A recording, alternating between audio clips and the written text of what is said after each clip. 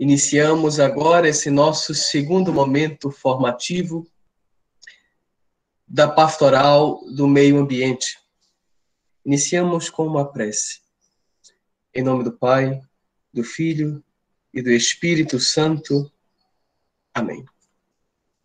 Vocês repitam comigo aí onde estão. Deus onipotente, que estás presente em todo o universo e na mais pequenina das vossas criaturas. Vós que envolveis com a vossa ternura tudo o que existe. Derramai em nós a força do vosso amor, para cuidarmos da vida e da beleza. Inundai-nos de paz, para que vivamos como irmãos e irmãs, sem prejudicar ninguém. Ó Deus dos pobres, ajudai-nos a resgatar os abandonados e esquecidos desta terra, que valem tanto aos vossos olhos. Curai a nossa vida, para que protejamos o mundo e não o depredemos, para que semeemos beleza e não poluição nem destruição. Tocai os corações de todos aqueles que buscam apenas benefícios, à custa dos pobres e da terra. Ensinai-nos a descobrir o valor de cada coisa, a contemplar com encanto,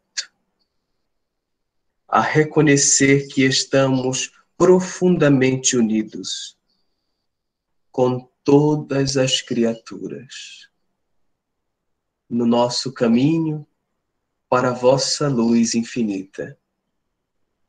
Obrigado, porque estais conosco todos os dias. Sustentai-nos, por favor, na nossa luta pela justiça, o amor e a paz. Amém. Glória ao Pai, ao Filho e ao Espírito Santo. São Francisco de Assis, rogai por nós.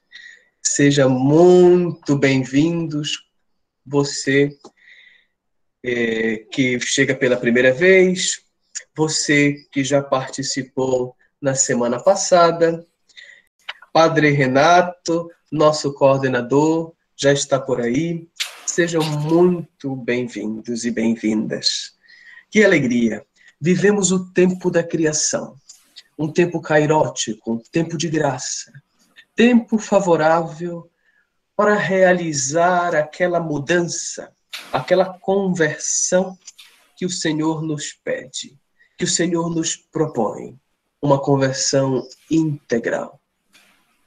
Uma pastoral do meio ambiente, uma pastoral da ecologia integral, só será possível se for composta de agentes com uma consciência integral, com uma espiritualidade integral, com uma forma de vida e de relação integrais. A integralidade do que nós somos vai se refletir no nosso trabalho pastoral. Por isso, duas são as atitudes de quem faz esse caminho de formação. Primeira, ouvir como que pela primeira vez. Saborear cada palavra, cada pedaço, como uma oportunidade única. Segunda atitude, ouvir como que para mim. Não ouvir pensando, seria bom que fulano ouvisse isso, prestasse atenção, era para fulano estar nessa formação. Não.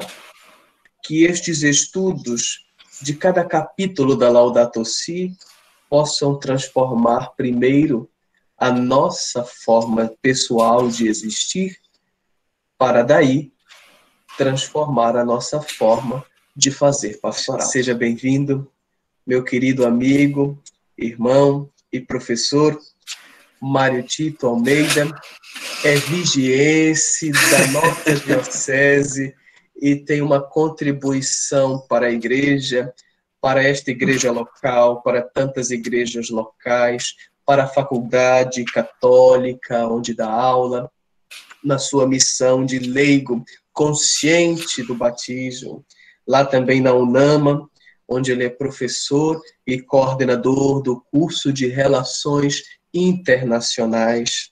Ninguém melhor para tratar deste primeiro capítulo da Laudato Si do que o senhor professor Mário Tito, teólogo, filósofo, economista e internacionalista. Seja muito bem-vindo, somos seus. Paz e bem. Paz e bem, meu querido Vitor, paz e bem a todos. Padre Renato, um prazer lhe ver por aqui também. Fico muito feliz de poder, mais uma vez, estar colaborando com a igreja que se faz presente na Diocese de Castanhal. É uma iniciativa pioneira, inspirada, com certeza, pelo Espírito Santo, para responder aos novos sinais dos tempos que se colocam diante de nós. Assim como a década de 60 foi conduzida pelo Papa João XXIII, que teve a coragem de abrir as portas e as janelas da igreja para os sinais dos tempos no Concílio Vaticano II, assim também Francisco tem a coragem, eu diria uma coragem escatológica, de abrir a igreja para uma temática que faz com que nós voltemos às origens da nossa própria fé. A origem de entender que a criação, toda ela foi querida, desejada por Deus, moldada por momentos de amor à luz de Jesus Cristo e deve caminhar para esse final. Então, eu fico muito feliz do convite, nesse recorte de tempo que nós teremos. Eu faço questão de dizer que me coloco com vocês nessa caminhada de aprendizado, porque é pioneiro exatamente por isso, porque a igreja ela nasceu exatamente dessa iniciativa do Espírito Santo que age em nós. E neste caso específico, criar uma pastoral de uma ecologia integral significa a gente entender que nós somos a criação. Nós e a criação juntos. Não existe algo fora de mim que seja um ambiente e eu desse lado.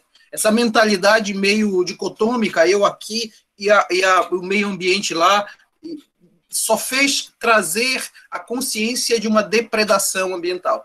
Então, portanto, nós precisamos resgatar a nossa vocação originária, que é a vocação de entender que somos um na criação. E, aliás, é interessante isso, antes de eu entrar exatamente na Laudato Si, uma coisa que eu falo muito para os meus alunos da faculdade católica, que é o seguinte: o Vitor foi muito, parece que nós combinamos, eu ia começar falando da questão do tempo mesmo, Vitor. Nós vivemos no tempo, nós somos seres históricos, a gente nasce, cresce e morre. Isso é o ciclo da vida, né? É o ciclo da vida. Nós podemos viver o ciclo da vida sem nos importar. Nascer, crescer, morrer, cada dia que nasce, cada dia que morre, a gente vai vivendo. Só que para o cristão, este tempo que é o cronos, né, o cronômetro, o cronos, esse tempo, ele tem um significado novo, tem um sentido novo a partir da encarnação do Verbo. Aí nós temos o Kairos, né? O Kairos, que é o tempo de Deus, o tempo favorável. O cristão, ele vive no cronos, no tempo, mas entende que esse tempo ele é iluminado, ele é inspirado, ele é envolvido pela vontade de Deus, pela providência de Deus, e, portanto, ele é Kairos. Mas não acaba aqui. Esse tempo, ele tem um fim, ele tem uma chegada, e a chegada é o tempo do eschaton, é o tempo das últimas coisas, é o tempo do finalmente.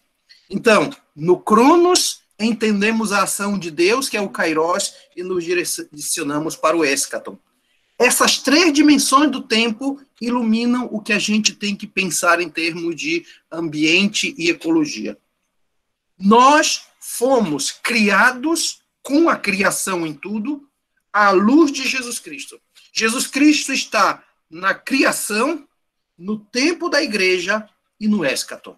Então, essa visão, né, de olhar a partir de Cristo vai nos ajudar a entender qual é a nossa missão dentro desse ambiente mais complicado, diria eu, desafiador, que o Papa Francisco nos apresenta. Dito isso, eu queria, então, pensar junto com Francisco. Gente, nós vivemos num período na nossa história e somos privilegiados. Temos um Papa que entendeu profundamente duas vertentes próprias do cristianismo e que, com o seu nome assumido, ele acaba por se tornar um emblemático. Por quê? Porque ele assumiu Francisco para duas coisas fundamentais que São Francisco de Assis já vivenciou na sua época. A primeira delas foi a questão da dimensão da pobreza. Francisco, o santo, entendeu que a igreja é dos pobres, que a igreja tem seu locus profundo naqueles que mais necessitam. Iluminados pelo pensamento do Evangelho, Francisco de Assis entendeu que ele devia ser pobre e casar com a pobreza, desposar a pobreza. Assim também o Papa Francisco entende que a igreja deve voltar-se para os pobres cada vez mais. E o outro lado é entender que a igreja, ela é a cuidadora da criação. O ser humano é o capataz. A igreja entende que ela é a cuidadora da criação. E por isso entende a ideia de uma ecologia que possa fazer frente ao sistema que está aí, que é depredador da ecologia do meio ambiente. Por isso, Laudato Si é um marco para nós. E nesse sentido, eu queria começar com uma música que muito provavelmente vocês sabem, e eu gostaria de começar exatamente lembrando o quanto a gente precisa se aproximar desse mistério de Deus que se faz natureza também, para que a gente possa entender a beleza do amor dele. Doce é sentir em meu coração humildemente vai nascendo amor. Doce é saber não estou sozinho, sou uma parte de uma imensa vida. Que generosa é luz em torno a mim, imenso dom do teu amor sem fim. O céu nos destes e as estrelas claras, nosso irmão sol, nossa irmã a lua, nossa mãe terra, com frutos, campos, flores, o fogo e o vento, o ar e a água pura, fonte de vida de tua criatura. Que generosa é luz em torno a mim, que generosa é luz em torno a mim. Agora, imenso dom do teu amor sem fim. E é isso que Francisco de Assis entendeu, que criação é fruto, é dom de amor eterno. Papa Francisco, quando escreve a Laudato Si, e vocês viram isso lá na introdução, mostra que, na verdade, o cuidado com a criação é resposta de amor a um amor eterno que fez transbordar na criação. Nós entendemos com Santo Agostinho que a criação não se fez por necessidade de Deus. Deus não tinha necessidade alguma de criar. Deus é completo em si, por isso ele é Deus. Então não faltava nada para ele para ser Deus. Mas quando Deus cria, e a pergunta de Agostinho, se Deus é completo, por que a criação? E Agostinho vai responder de maneira brilhante. Ele vai dizer, a criação é fruto do amor transbordante da Trindade. No livro De Trinitate, de Agostinho, ele diz que a Trindade se ama tanto, o Pai e o Filho se amam tanto, que o Espírito Santo se personaliza. E nessa comunidade de amor, esse amor transborda, é a criação. E nessa transbordância de amor, o homem é criado como a obra-prima da criação.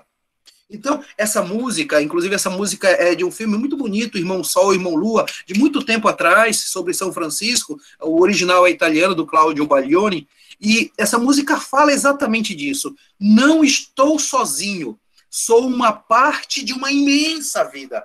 Eu não estou só. Francisco, o Papa, reafirma que nós só somos seres humanos quando a gente se debruça sobre o outro. Por isso, meus queridos amigos, nós estamos falando de um cuidado da criação que, acima de tudo, é uma compaixão, é um estar junto, é uma misericórdia, é um sentir com, é o cuidado. Então, o cuidado é a marca profunda da criação. Deus, por cuidado de nós, se faz providência. Nós, na Pastoral da Ecologia Integral, somos parte dessa ação divina que, como uma luz, reluz em torno a mim. Né? O céu, as estrelas, o irmão Sol, a irmã Lua, a mãe Terra, tudo que ela produz não é algo externo a mim. Eu sou a obra-prima da criação, mas essa criação está em mim. E se eu não cuidar dela, eu não estou cumprindo a minha missão. É isso que a gente discute e que o Papa Francisco, no capítulo 1 da encíclica, ele faz questão de destacar. Aliás, eu queria deixar claro aqui que o Papa Francisco segue um modelo de análise da realidade muito legal, que é o modelo de análise latino-americana, que é o ver, que é o julgar, que é o agir, e posteriormente avaliar e celebrar. Então, o ver aqui, ele diz assim, vamos primeiro olhar o que está acontecendo com a nossa casa. Se é verdade que essa criação é a nossa casa e a casa comum, se é verdade isso, vamos perguntar o que está acontecendo com essa casa. E aí eu faço questão de usar aqui o chat da nossa palestra, da nossa plataforma, para dizer uma coisa muito legal. É que a palavra casa, que vocês já devem ter visto, em grego se diz oikos. Oikos. Oikos é casa em grego. E olha que bonita essa reflexão em cima do que o Papa Francisco diz e em cima de outros autores de filosofia e teologia. A palavra oikos, quando eu quero falar de uma casa arrumada, de uma casa onde tudo está no seu lugar e cumprindo não só a sua função, mas dando o próprio sentido, eu falo da lei da casa. Oikos nomos. O oikonomos, em grego, oikonomos, nomos significa lei, organização. Essa palavra oikonomos vai gerar em português a palavra economia. Economia. Então, o que é economia? Economia, na sua origem, é deixar a casa arrumada. É deixar a casa arrumada. E o Papa Francisco vai dizer ao longo de toda a encíclica que, infelizmente, a economia deixou de ser a casa arrumada para ser o campo de interesse de alguns sobre outros. Daqueles que ficam cada vez mais ricos, às custas de pobres que ficam cada vez mais pobres. Então, aquele sentido original de economia, que é a organização da casa, ela se perde. Mas olha que interessante, também a palavra oikos, quando eu ligo com a palavra logos, em grego também, logos, significa uma fala sobre, um discurso sobre a casa. Então, oikos logos gerou a palavra ecologia. A palavra ecologia é fundamental na Laudato Si do Papa Francisco, porque ecologia aqui significa aquela atenção com a casa, aquele cuidado com a casa. Então, na verdade, a economia verdadeira não se sustenta sem a ecologia, porque ambas dizem algo sobre a casa, o oikos. Mas o Papa Francisco não termina aqui. Junto com um filósofo chamado Leonardo Boff, ele vai dizer o seguinte: essa casa arrumada, essa casa que eu cuido, não é só para mim. E aí vai ter uma outra junção da palavra. Oikos menos. Oikomenos.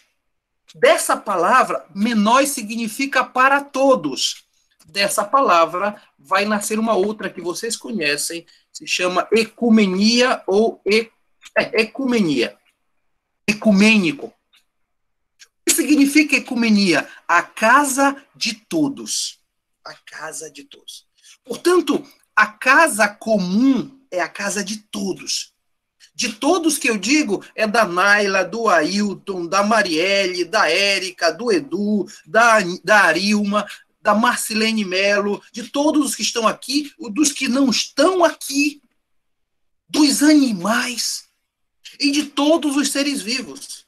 Portanto, meus amigos, o que é que o Papa está dizendo nesse primeiro capítulo da encíclica? Vamos ver o que está acontecendo. E se eu fosse resumir o primeiro capítulo, eu diria para vocês o seguinte, que a economia que domina o mundo hoje, diz o Papa, é uma economia que não respeita a ecologia e que faz com que a casa não seja de todos. Estamos na mesma casa, mas infelizmente alguns dos nossos irmãos estão na parte mais escondida, escura, desprezada da casa. Pode até ser, diz o Papa, que a casa seja comum, mas infelizmente a organização dessa casa relegou os melhores quartos, os melhores cômodos da casa só para um pouquinho de gente. E a parte mais escura, feia, foi relegada para uma multidão de pessoas que não têm acesso a outros ambientes dessa casa comum. Então, se eu pudesse resumir o primeiro capítulo, ele vai dizer que é exatamente isso. Tem essa economia que conduz o mundo não é nem ecológica e nem ecumênica. Então, essa é a primeira coisa que eu queria dizer para vocês, tá? Eu queria dizer, nós vivemos num mundo que o Papa Francisco denuncia, onde a gente vive uma situação de uma injustiça econômico-ecológica. Portanto, não é ecumênica de forma alguma. Nesse sentido, o Papa Francisco, ele traz essas ideias muito importantes de que existe um contraste entre a rapidez e constância das mudanças impostas pelo ritmo de vida atual e a lentidão natural de evolução biológica. O que é que o Papa quer dizer com isso? Nós vivemos, pela economia capitalista que nós estamos envolvidos, em outras palestras eu me debruço mais sobre isso, nós vivemos no mundo da velocidade. Tudo é para ontem. Tudo eu preciso consumir rápido. Aliás, você está na frente de um computador, né? Você está na frente de um celular ou de um computador para assistir essa palestra. Amigos, na indústria que produz esse celular, que produz esse notebook, já existe um conceito chamado de obsolescência programada. Não decorem, é uma palavra difícil mesmo. Obsolescência programada significa, sabe o quê? Dizer que um produto ele já foi preparado para depois de determinado tempo ele não servir mais. E, na verdade, nós vivemos isso porque nós colocaram na nossa cabeça que a gente precisa consumir sempre algo novo, algo novo, algo novo. E a gente vive no mundo da velocidade, mas a natureza não vai pela velocidade. Natura non facit saltus, diz o provérbio latim. Ou seja, latino, ou seja, a natureza não dá saltos. A natureza respeita as suas etapas. E aí nós temos o grande contraste, diz o Papa. Uma vida humana cada vez mais acelerada e a evolução biológica dos ecossistemas que segue o seu ritmo. Ora, a aceleração da vida não respeita a lentidão, entre aspas, do passo a passo da natureza. O resultado qual é? Que nós violamos a natureza, que é a criatura de Deus. Então o problema não está na natureza, que é mais lenta. O problema está no estilo de vida nosso, que é muito predatório por causa da velocidade. O Papa diz isso, primeira coisa. Segunda coisa, as intervenções humanas, no número 18, o Papa diz isso, deveriam ser orientadas para o bem comum. Ou seja, o homem deveria agir sobre a natureza com vistas a melhorar a vida das pessoas. Mas não se vê isso. E deveria, diz o Papa, gerar um desenvolvimento que fosse integral e sustentável. Essa palavra integral, na fala do Papa, na encíclica e nos seus discursos, ela é muito importante. Integral aqui significa que não pode ser nem só para uma parte da casa. Integral significa que tem que ser para todo homem e o homem todo. Então, nós da pastoral, da ecologia integral, precisamos entender que quando a gente fala, com certeza nas paróquias de vocês, vai ter gente que vai dizer, vocês vão cuidar agora dos animaizinhos e do lixo e da água, olha que legal, vocês vão cuidar das árvores e tal.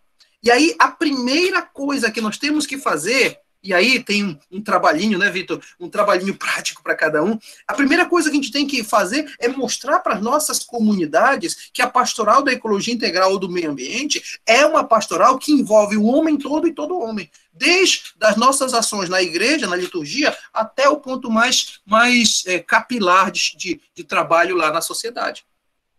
No número 25, o Papa toca num assunto que é muito sério no mundo todo, que se chama o aumento dos migrantes. Ou seja, o migrante é aquele que sai da sua terra. Porém, o problema ainda é maior, diz o Papa, porque esse migrante é um refugiado. Qual é a diferença? O migrante é tudo aquele que sai da sua terra, né? Então, por exemplo, Dom Carlos saiu de Brescia, na Itália, e veio para Castanhal. Em tese, no conceito, ele é um migrante, que ele saiu da sua terra e veio para outra terra. Porém, o refugiado é pior. Porque o refugiado, ele não quer sair da sua terra. O refugiado é obrigado a sair da sua terra, porque se ele permanecer, ele vai morrer. Aí nós temos o número de refugiados que vem das guerras, refugiado de crise econômica, refugiado da fome, etc. e tal. Mas sabe o que está crescendo no mundo, diz o Papa? E eu, nos meus estudos em relações internacionais, tem sido muito claro isso, o aumento de refugiados ambientais.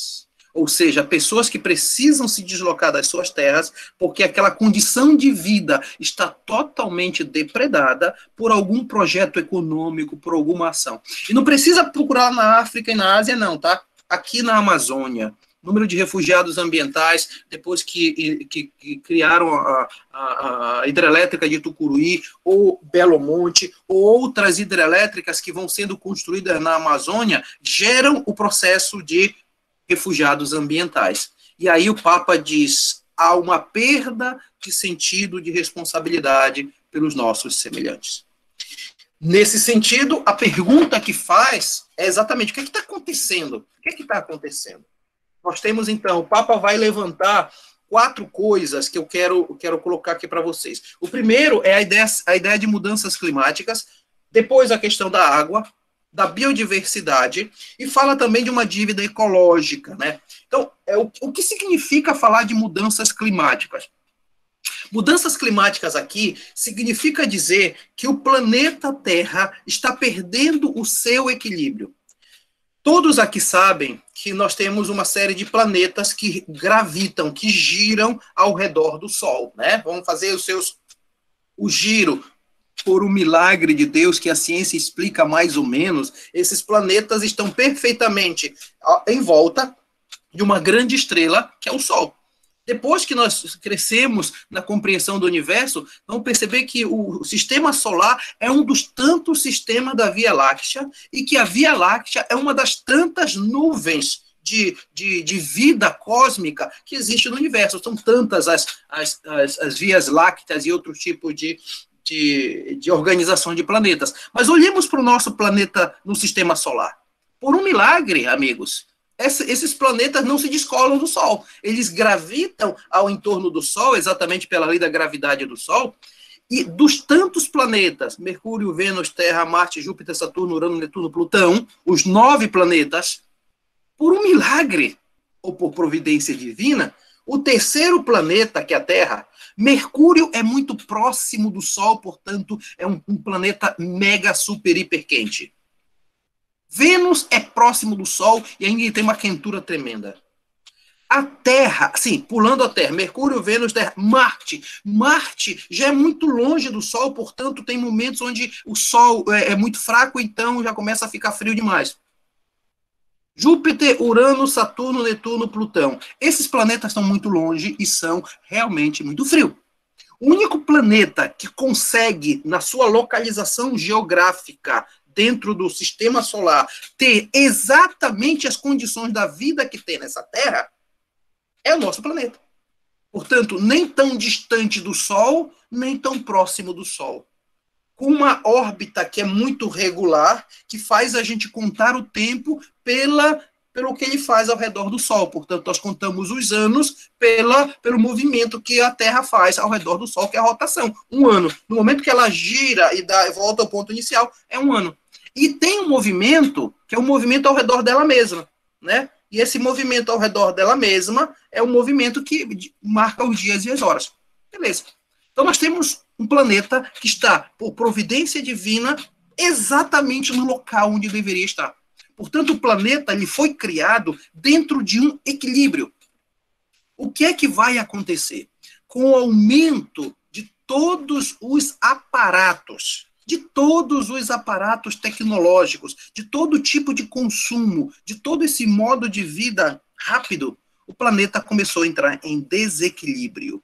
E o desequilíbrio significa aumento do buraco da camada de ozônio, significa desflorestamento, queimadas, significa uma série de problemas que estão gerando, eu diria que desastres ambientais.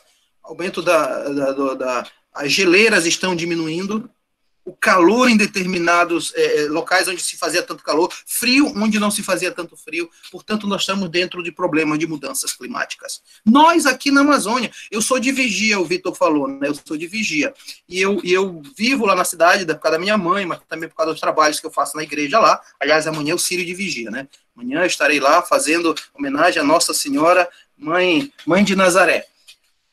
Veja bem, eu disse para o meu povo lá de Vigia, eu venho de Belém para Vigia, vou tanto que até o carro já sabe onde tem lombada. E eu passo de um lado e do outro, amigos, eu faço isso toda a minha vida.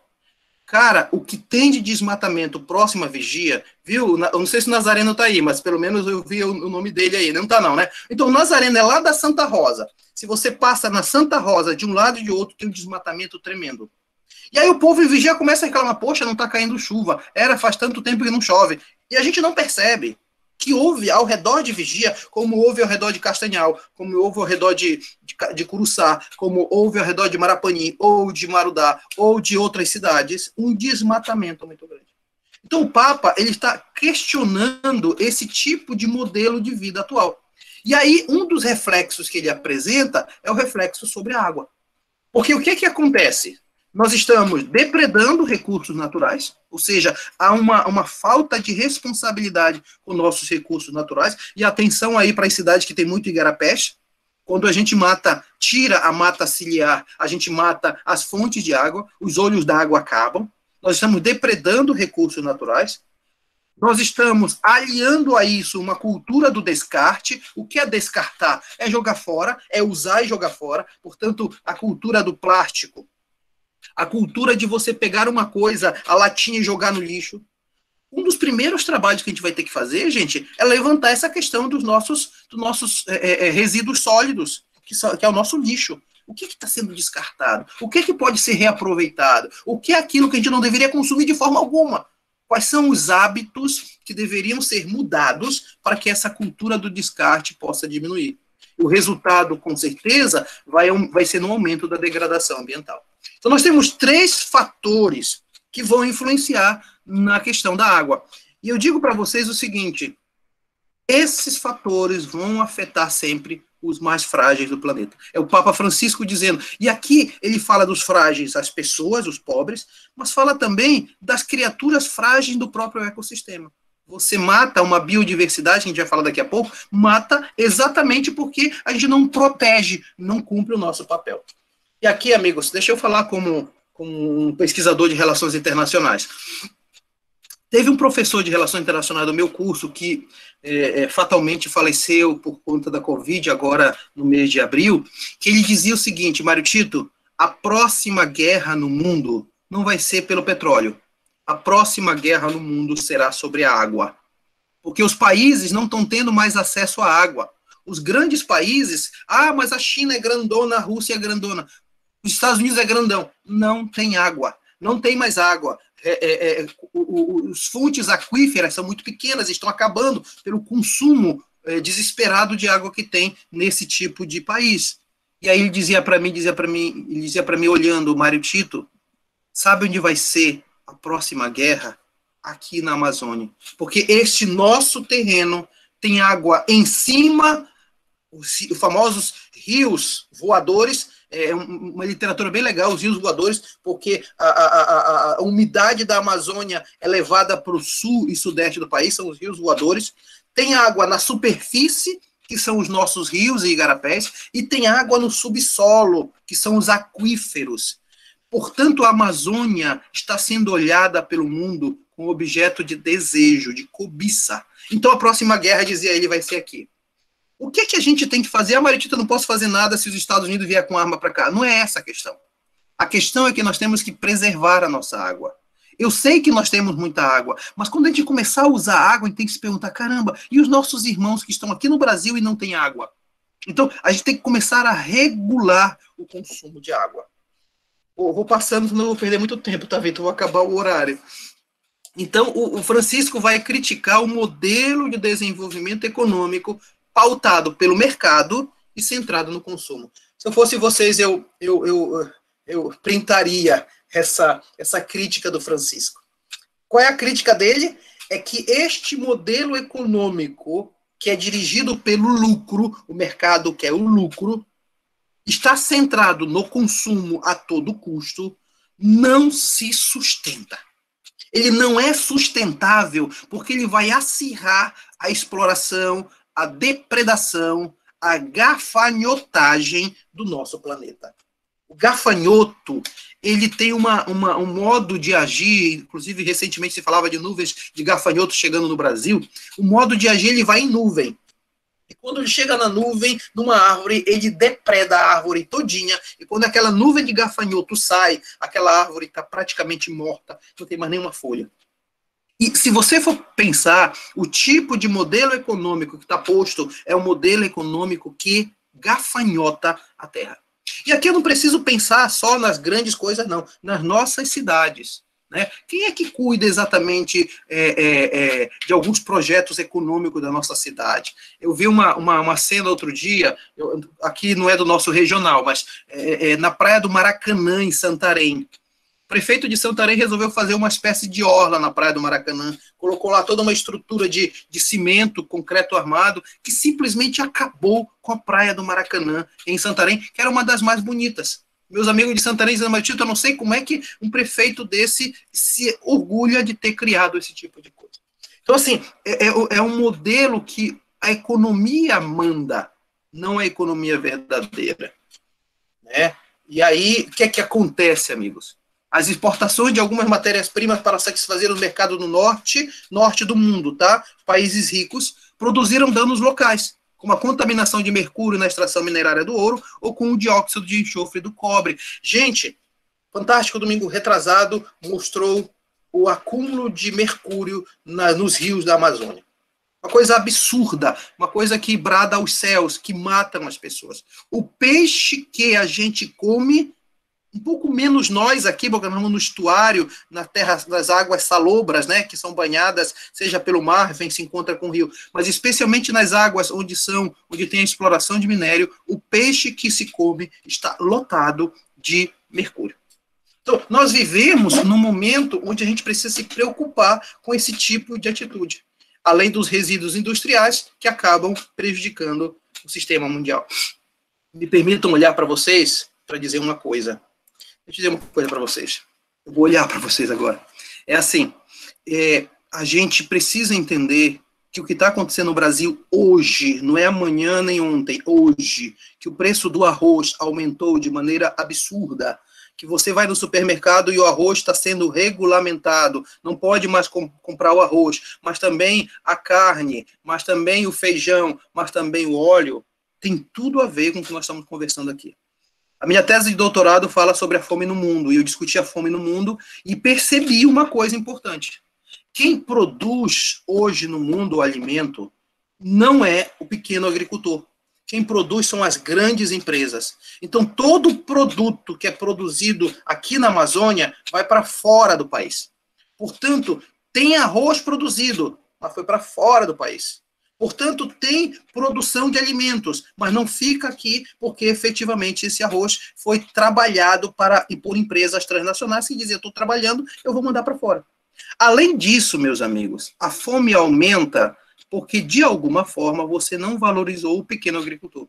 Quando eu venho de vigia, especialmente no sábado, na sexta e no sábado à noite, tipo 6 horas da tarde, uma das coisas que eu mais vejo na estrada, vindo de vigia, é lá em Santo Antônio do Lauá, desde o quilômetro 25 até Santa Isabel, um monte de carros pequenos, colocando as verduras dentro dos carros, para deixar lá, hoje está se criando uma espécie de entreposto ali em Santa Isabel do Pará, bem na confluência da PA 140 com a BR, lá tem uma espécie de entrepostozinho agora, onde todas as verduras são colocadas lá, e de lá essas verduras são levadas, trazidas para Belém, ou idas para outro lugar. E eu fico perguntando, cara, se tivesse efetivamente eu diria, uma ajuda governamental para potencializar essa produção de alimentos, nós não dependeríamos, 70% do que se come em Belém vem de São Paulo, vem da Ceasa de São Paulo. Portanto, nós não temos valorização desse tipo de atitude. O que eu quero dizer para vocês é que o Papa está preocupado, e muito preocupado, com esse tipo de abordagem. Uma das coisas que eu mais gosto do pensamento do Papa é que ele, de alguma forma, quando percebe toda essa situação, chama cada um de nós para dizer, nós precisamos sempre colocarmos-nos diante de Deus para dizer, o que é que tu queres que eu faça? E talvez quem está aqui nessa palestra entenda que a missão de cada um de nós é dizer, Senhor, o que tu queres que eu faça? Né? O que é que tu queres que eu ofereça para ti? O que é que tu queres que eu coloque para ti da minha vida? Porque nesse momento, onde parece que tudo está indo por água abaixo, que o planeta está sendo destruído, a gente precisa colocar nas mãos de Deus a natureza e pedir que Ele nos ajude. Nesta prece, Senhor, venho te oferecer o crepitar da chama, a certeza de dar. Eu te ofereço o sol que brilha forte, te ofereço a dor do meu irmão, a fé na esperança e o meu amor. Nesta prece, Senhor, venho te oferecer o crepitar da chama, a certeza de dar. Eu te ofereço as mãos que estão abertas, o cansaço do passo mantido,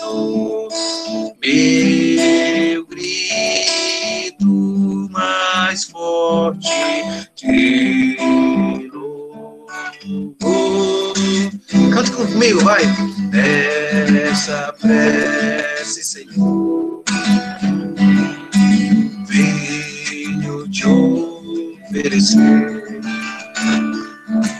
o crepitar da chama, a certeza de não. Eu te ofereço o que vi de belo no interior dos corações, a coragem de me transformar nesta prece, Senhor. Venho te oferecer o crepitar da chama, a certeza de dar. A certeza de dar, a gente oferece também a nossa vontade de mudar. Aliás, nós somos profetas, e o profeta é aquele que anuncia e denuncia. E o Papa, ao denunciar, o Papa está denunciando uma coisa fundamental. Eu não tenho muito tempo para desenvolver esse raciocínio aqui, mas é um raciocínio muito importante que o Papa coloca, que é o raciocínio de que há uma submissão da política à tecnologia e à finança. E isso vai se demonstrar na falência das cúpulas mundiais sobre o meio ambiente. O Papa está dizendo que já houve um monte de cúpula, de reuniões, de assembleia, de convenções internacionais para o meio ambiente, mas nenhuma efetivamente deu o resultado esperado. Só no Brasil já houve duas, em 92 e em 2012.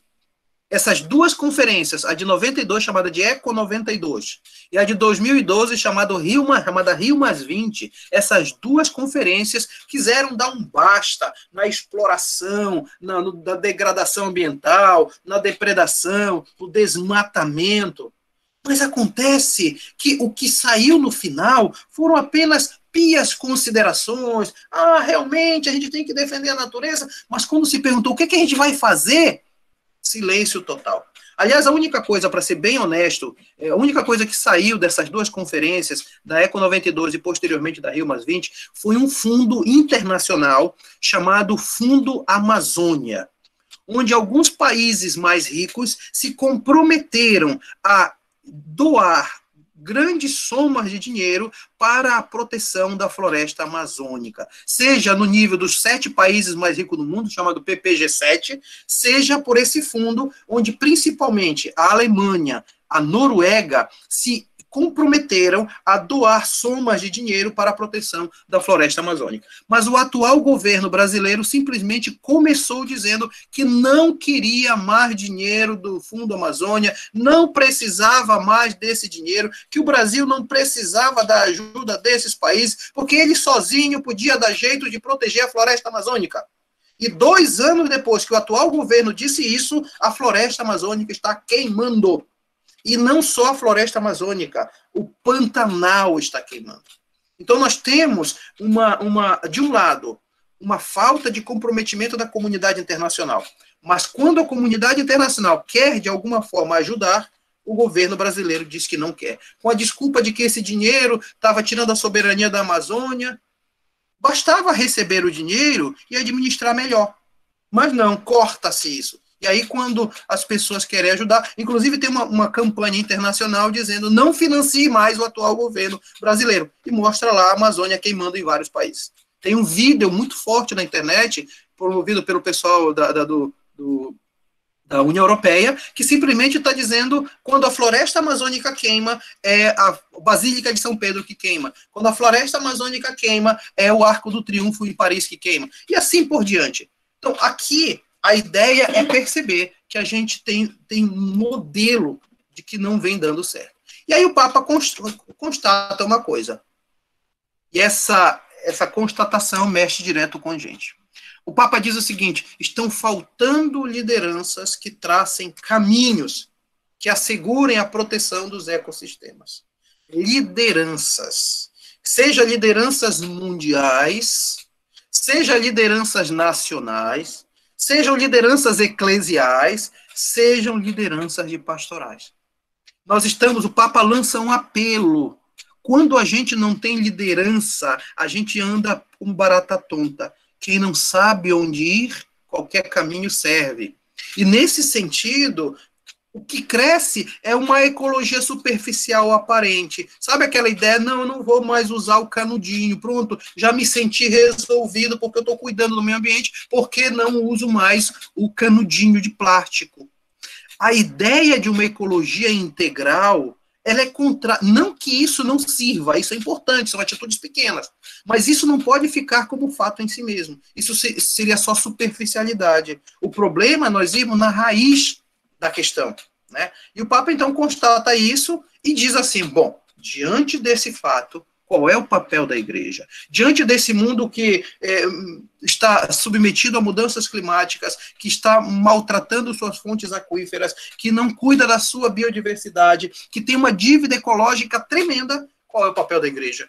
O papel da igreja, atenção, não tem motivo para propor uma palavra definitiva e entende que deve escutar e promover o debate honesto entre cientistas, respeitando a diversidade de opiniões. E, aliás, eu acho o Papa Francisco, tenho certeza, o Papa Francisco, ele entendeu muito bem que a igreja, ela precisa escutar, ela precisa promover diálogo, ela precisa entender que, em campo científico, tem que se ouvir a ciência. Hoje, às 17 horas, eu vou estar no canal do programa Globalizando, discutindo exatamente isso. Como é que a gente pode falar de ciência numa era de tão negacionismo? E o Papa está colocando a questão, não adianta a gente negar o que a ciência diz, porque a ciência, ela também foi inspirada por Deus. A ciência, a pessoa que prepara a vacina, o cientista que prepara algum remédio, um cientista que está pesquisando a cura de alguma doença, ou mesmo trabalhando para que a Covid desapareça, esse cientista é inspirado por Deus. Então a gente precisa ouvir a ciência. Desde que a ciência não viole o direito fundamental ao ser humano, à vida humana, a ciência deve ser ouvida. E o Papa diz assim, o mais enfático, porém, é que o atual sistema mundial é insustentável. Se continuar assim, nós estaremos matando a criação. E o Papa chama a igreja que somos nós, as autoridades competentes eclesiásticas, todos nós, a dizer o que é que a gente vai fazer para entrar nessa dinâmica de proteção. O que é que a gente vai fazer para que a gente possa, como leigo, como agente de pastoral, cuidar do meio ambiente que está sendo depredado. Fique bem claro uma coisa, a criação, ela foi querida por Deus por um transbordamento de amor. A depredação, ou o modo de vida que nós estamos levando, gera a morte da criação. E nós somos, pela fé, chamados a valorizar a criação. Eu diria o seguinte, viu? Estou quase terminando já. Eu diria o seguinte, que a gente precisa entender que não existe fé cristã se não houver compromisso social. Não existe o envolvimento com a paixão, morte e ressurreição de Cristo pelos sacramentos e pela liturgia, se isso não nos conduzir também a celebrar a vida no mundo prático, no mundo da sociedade. Porque senão eu vou criar uma dicotomia que a nossa fé cristã não permite. A fé cristã deságua no compromisso social e o compromisso social reforça a nossa fé. E nesse sentido, nós precisamos dizer, eu preciso continuar a ser instrumento, sinal e portador do amor de Deus à criação para todas as pessoas, anunciando e denunciando, mas nunca perdendo a possibilidade de louvar. Louvado seja meu Senhor, louvado seja meu Senhor, louvado seja meu Senhor, louvado seja meu Senhor, por todas as suas criaturas, pelo sol e pela lua, pelas estrelas do firmamento, pela água e pelo fogo. Louvado seja meu Senhor, louvado seja meu Senhor. Louvado seja meu Senhor por aqueles que agora são felizes, por aqueles que agora choram, por aqueles que agora nascem, por aqueles que agora morrem. Louvado seja meu Senhor, louvado seja meu Senhor, louvado seja meu Senhor, louvado seja meu Senhor. O que dá sentido à vida é amar-te e louvar-te, para que a nossa vida seja sempre uma canção. Louvado seja meu Senhor, louvado seja meu Senhor, louvado seja meu Senhor, louvado seja meu Senhor. Então, a gente conclui esse raciocínio, essa experiência que a gente está trocando com vocês, dizendo o seguinte, que o nosso principal louvor vai ser o cuidado. Se nós louvarmos com as mãos e com a boca, mas não louvarmos com a vida na defesa da criação, o nosso louvor será alienação, não será efetivamente comprometimento. Tá bom? Então eu me coloco à disposição de vocês, quero agradecer a atenção de todos e dizer que nós estamos juntos no compromisso e na missão de fazer essa criação ser cada vez mais protegida, cuidada e amada. Então vamos aos avisos, porque encontro católico sem aviso não é encontro católico. O que está acontecendo com a nossa casa? Primeiro capítulo da Laudato Si, que o professor Mário Tito nos apresentou com grande maestria, indo e voltando do macro ao local, e essa dinâmica nos ajudou a perceber que tudo está interligado. Precisamos conhecer o chão onde nós estamos para pisar neste chão. É claro que temos um ideal, olhamos para esse ideal, para essa meta, mas sem esquecer os pés bem firmes no chão. Do contrário, tudo aquilo que nós vamos construir pastoralmente pode ruir. Então, para favorecer essa análise, esse conhecimento do nosso chão, à luz do que a Laudato Si, no seu primeiro capítulo, nos questiona, que é o que está acontecendo com a nossa casa, foi elaborado pela Comissão Diocesana de Meio Ambiente esse roteiro de mapeamento socioambiental para as paróquias. Eu disse que depois de cada capítulo, vocês vão ter uma atividade a fazer. Essa é a primeira e a principal desses dias que virão. Por quê? Porque ela é o nosso primeiro passo. A primeira ação que vocês, como equipe paroquial da Pastoral do Meio Ambiente, vão realizar. Então, vejam bem, não é uma ação para cada um fazer sozinho. É uma ação para equipe. Dá para entender? É a equipe pastoral, paroquial, que vai realizar esse mapeamento. Nós não vamos receber vários mapeamentos de uma paróquia, mas um único mapeamento por paróquia. Isso não é para a semana que vem, tá? Primeiro eu vou explicar, depois falo do prazo. Bem, tem 3 pontos este mapeamento. Primeiro, as informações básicas. Nome da paróquia, o município que a paróquia está, e o município sede, e os nomes das comunidades paroquiais. Tá? Porque nós queremos saber quantas e quais são as comunidades que a paróquia tem. Vitor, a minha paróquia tem 80 comunidades. Coloca o nome das 80 comunidades aí, né? Vigia tem 80 e pouco, Mário Tito? Exatamente, 80 e alguma coisa. Exatamente. Então, Capim, etc.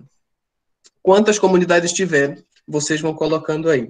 Por isso que eu vou entregar em Word para vocês, não em PDF. de tal forma que vocês possam ir preenchendo e colocando mais números. Eu coloquei 9 aí, mas quantas comunidades tiver, coloca o nome da comunidade. E aqui, logo depois, você vai dizer para nós se nessa comunidade, no território dessa comunidade, ou seja, lá na vila tal, existe a associação de moradores estruturada. E se existe, como se chama? Se não existir, não põe nada. Se existe associação de moradores, coloca o nome da associação aí na linha da referida comunidade. Tá ok?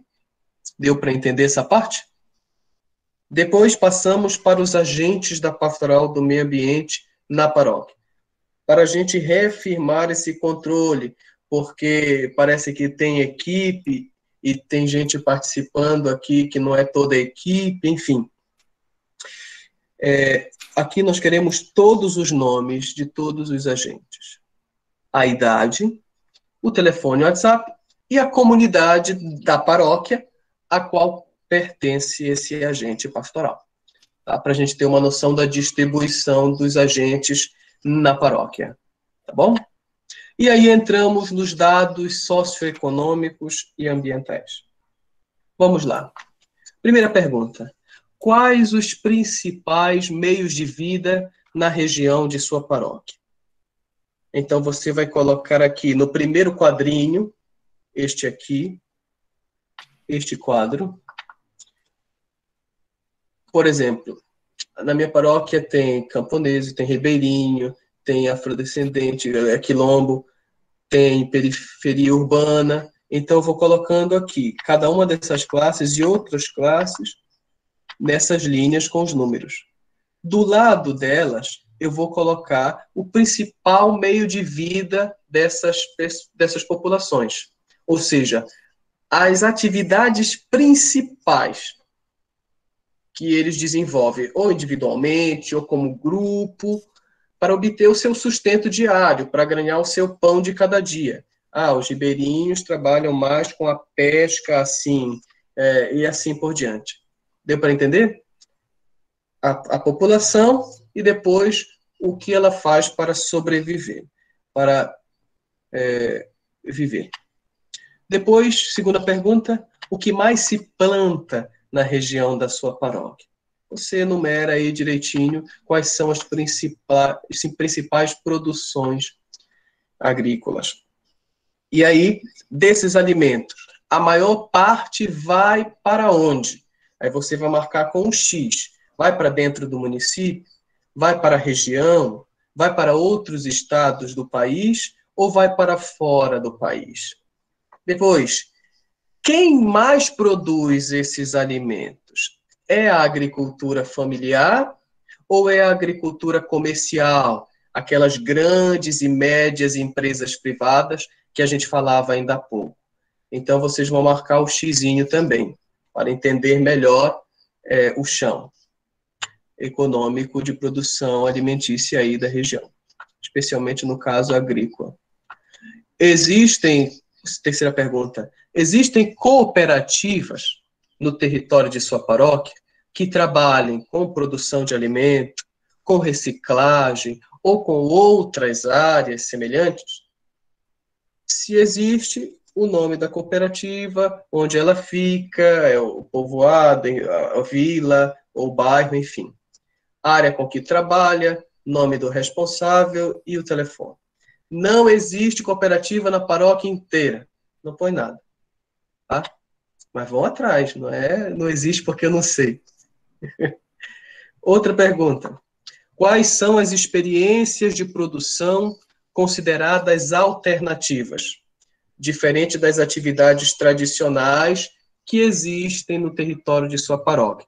Então, diferente daquelas atividades que exploram a terra sem a sustentabilidade, que experiências diferentes? Por exemplo, lá em Igarapé-Açu, o Wellington tem lá a experiência do banco de semente, né? É isso? Essas experiências diferentes que a gente quer saber se existem e onde existem. Tá? Experiências diferentes de produção. você coloca o nome dessa experiência, a área com que trabalha, no caso lá de Igarapé-Açu, é com semente, agricultura familiar, e a população que trabalha, as fontes de financiamento, de onde vem o dinheiro? Vem da própria comunidade? Alguém de fora investiu nessa experiência alternativa? Quem é o responsável? O telefone. Tá? Se não tiver, não preenche. Outra pergunta. Existem projetos ou experiências específicas de cuidado do meio ambiente no território da sua paróquia? Então, se tem experiências específicas de cuidado do meio ambiente, de preservação, algum grupo que se organiza além de vocês, é claro, vocês coloquem o nome do projeto ou da experiência, onde fica, a área que eles trabalham, eles trabalham com lixo, eles trabalham com igarapés, enfim, o nome do responsável e o telefone. Essa pergunta aqui, eu vou deixar... está suspensa, porque o Mário Tito prometeu me dar a resposta dela. Que existem reservas extrativistas, as RESEX, ou outras áreas de preservação no território de sua paróquia, né? Várias paróquias, como ele mesmo já falou, a gente sabe, tem RESEX, reservas extrativistas aí. Então, vocês não precisam preencher essa que o INCRA vai nos oferecer. O INCRA Tito. Outra pergunta. Em seu município, qual é o principal destino do lixo doméstico? Aí você vai colocar o xizinho aí. Ele vai para o lixão a céu aberto, ele vai para o aterro sanitário, ele vai para a cooperativa de reciclagem, ele vai para outro lugar? Se ele vai para outro lugar, escreva aí qual é o lugar que ele vai. Tá? E aí você, depois de colocar o xizinho no principal destino do lixo, vai dizer que impactos esse descarte de lixo já se pode perceber. Quais impactos já se pode perceber dessa forma de descarte? Lembra que Mário Tito falou para nós sobre essa questão. Outra pergunta. Quais os principais rios e igarapés no território da sua paróquia? Olha, não é todos, porque imagina o tanto de igarapé que tem, vocês é mais do que comunidade. Né? Então, os principais, aqueles que cortam o maior território, enfim, que mais pessoas dependem, quais os principais rios e igarapés do território da sua paróquia? E qual o seu estado de preservação? É um bom estado? É um estado regular? Ou já está num estado precário de preservação? E a última pergunta desse item é: quais as principais ameaças para esses rios e igarapés? Tá? Ligada a essa pergunta anterior, vocês vão enumerar quais as principais ameaças destes rios e igarapés. Se é a população que está jogando lixo, se é a empresa fulana que está derramando química lá, e etc. Vocês vão ser claros nesse levantamento. E o terceiro e último item fala para nós dos desafios e das esperanças. O primeiro ponto nos diz: após o mapeamento socioambiental realizado pela equipe, identifiquem quais os principais desafios para uma ecologia integral no território da sua paróquia. Então, quais são os principais desafios para trabalhar a ecologia integral na sua paróquia? Isso vai ser uma chave para a ação da pastoral aí no seu território. Tá? Principais desafios. Depois dos desafios, quais as principais potencialidades para o trabalho da pastoral do meio ambiente da sua paróquia? Então, quais são as principais vias de trabalho, caminhos que a gente pode estar assumindo como frentes de ação de acordo com a nossa realidade paroquial? Esse mapeamento vocês têm de hoje, quando eu vou mandar, até final de outubro, eu digo o dia, quando mandar, para realizar. Vocês não vão realizar dentro do quarto. É preciso reunir como equipe paroquial. Mas minha equipe paroquial é eu-equipe, é só eu. Tem que ir com o pároco atrás de outra outras pessoas para compor e trabalhar junto. Sozinho não se vai muito longe, não.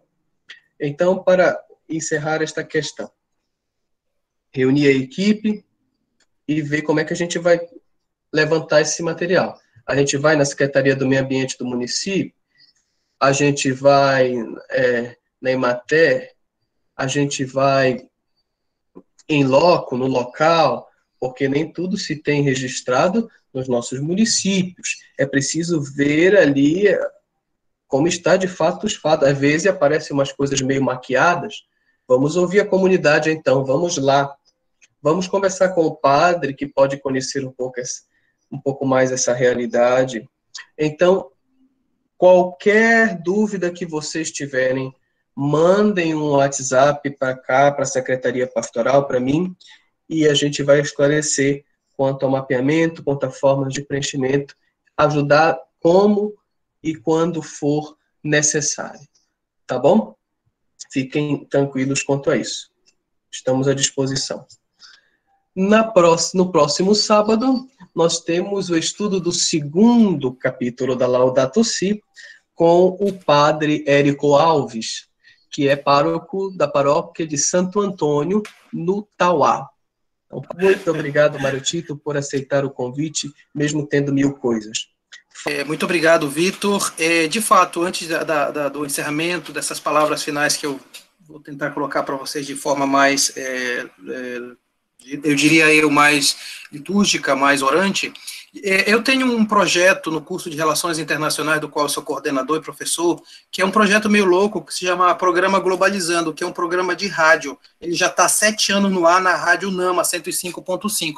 Mas com essa questão da pandemia, a gente transformou esse programa numa live no Facebook. Nós temos o Facebook do Programa Globalizando todo sábado, 17 horas.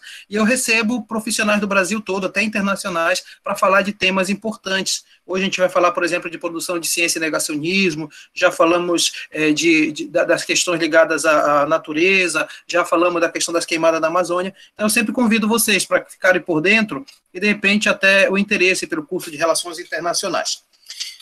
Eu quero terminar a minha apresentação, a minha fala, dizendo o seguinte: eu disse para vocês no outro momento que o método que o Papa Francisco usa é o método de primeiro você ver a realidade, depois você, além de ver a realidade, você também julga essa realidade à luz da palavra de Deus, depois você cria projetos de ação e você celebra. E nós não podemos ser instrumentos de Deus, Criador, se a gente não se coloca na dimensão de ser um só com o Criador, de nos sentirmos um com o Criador, de nós não nos conformarmos com Jesus Cristo. E toda ação, por mais difícil que seja, a tarefa que vocês receberam agora é uma tarefa empenhativa, vai causar suor, mas o testemunho de vocês vai arrastar outras pessoas, jovens especialmente. Então, eu quero dizer que a gente precisa olhar para Deus como Criador. Eu acho que a lição que São Francisco de Assis trouxe para a espiritualidade da igreja foi ser olhar para Deus que cria e se encarna. Olhar para Deus Criador, portanto, aquele de qual é fonte todo o criado, e olhar para Deus que se encarna nessa criação para ainda mais elevá-la. O Padre Zezinho tem essa música que eu acho muito legal, que encerra um pouco aquilo que nós estamos dizendo. Ele é nosso Deus, ele quer nos inspirar, ele quer derramar a paz, e ele é a nossa luz. Que Deus possa, no infinito do nosso coração, deixar sempre essa luz, de que ele, sem a presença dele na nossa vida, a gente vai fazer muito que no final será nada.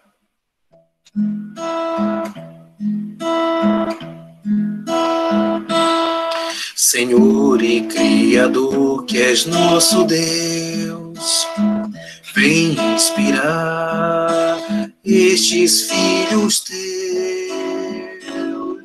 em nosso coração, derrama a tua paz, e um povo renovado ao mundo mostrarás. sentimos que tu és a nossa luz, fonte de amor, fogo abrasador. Por isso é que ao rezar, em nome de Jesus, pedimos nesta hora os dons do teu amor. Se temos algum bem, virtude ou dom, não vem de nós, vem do teu favor. Pois que sem ti ninguém pode ser bom, só tu podes criar a vida interior. Infunde, pois agora em todos nós, que como irmãos vamos refletir a luz do teu saber e a força do querer, a fim de que possamos juntos construir e juntos cantaremos sem cessar cantos de amor para te exaltar. És Pai, és Filho e és Espírito de paz, por isso em nossa mente tu sempre reinarás. Amém. Aleluia. Que Deus possa nos abençoar, que possa nos fazer sinais, testemunhas do amor criador dele. Que ele esteja conosco, hoje e sempre. Estivemos, estaremos, continuaremos reunidos em nome do Pai, e do Filho, e do Espírito Santo. Amém. Bom domingo para todos, e que viva Nossa Senhora de Nazaré, Mãe de Deus Criador. Amém. Tchau, pessoal. Obrigado por tudo.